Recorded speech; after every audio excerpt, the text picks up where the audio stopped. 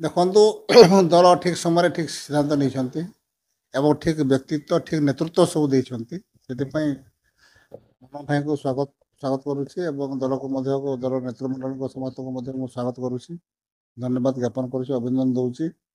ସବୁଠୁ ବଡ଼ କଥା ହେଉଛି ନେତୃତ୍ୱ, ସଠିକ୍ ସମୟରେ ସଠିକ୍ ନେତୃତ୍ୱ ଯେ କଥା ମୁଁ କହୁଥିଲି। ଗତ ନିର୍ବାଚନ ପୂର୍ବରୁ 2024 ନିର୍ବାଚନ ସାଧାରଣ ନିର୍ବାଚନ ପୂର୍ବରୁ ଗୋଟେ କଥା ବାରମ୍ବାର କହିଥିଲେ। ସେତେବେଳେ ମିଡ଼ିଆ ବାଲା ତାକୁ ପଚାରିଛନ୍ତି ଯେ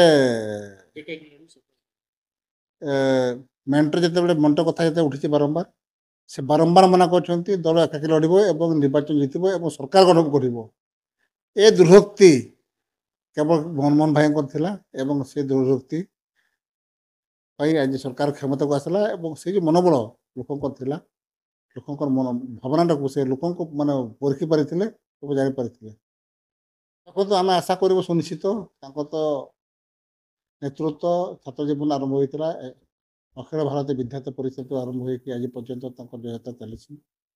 ଏବଂ ରାଜ୍ୟର ମଧ୍ୟ ଗୋଟେ ସମୟ ଥିଲା ଯେତେ ଭାଗବଳୀ ସରକାର ଥିଲା, ସେ ସମୟରେ ମଧ୍ୟ ଗୁରୁ ଦାୟିତ୍ୱ ଥିଲେ, ରାଜସ୍ୱ ମନ୍ତ୍ରୀ ଭାବରେ ଦାୟିତ୍ୱ ତୁଲେଇଥିଲେ ଏବଂ ତା ପରବର୍ତ୍ତୀ ସମୟରେ ରାଜ୍ୟସଭା ସାଂସଦ ମଧ୍ୟ ଥିଲେ।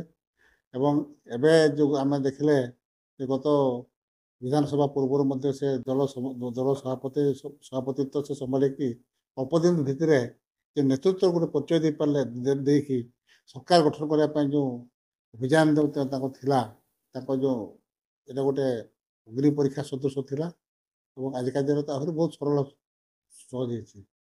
ଡବଲ ଇଞ୍ଜିନ୍ ସରକାର ଚାଲିଛି, ଏ ଡବଲ ଇଞ୍ଜିନ୍ ସରକାର ଭିତରେ ଏଠି ଆମର ମୋହନ ମାଝୀ ସରକାର ମଧ୍ୟ ଚାଲିଛି ଏବଂ ଆମେ ଆଶା କରିବୁ ନେତୃତ୍ୱ ଭଲ ଆମର ମନମୋହନ ଭାଇ ଭଲ ନେତୃତ୍ୱ ନେବେ ଏବଂ ଓଡ଼ିଶାବାସୀଙ୍କୁ ଯାହା ଆଶା ଆକାଂକ୍ଷା ଯାହା ଥିଲା ସେ ଫଳପ୍ରଦ ସୁନିଶ୍ଚିତ ହେବ ଏବଂ କାଲକା ଦିନରେ ଭଲ ହେବ ବୋଲି ଆମେ ଆଶା କରୁଛୁ।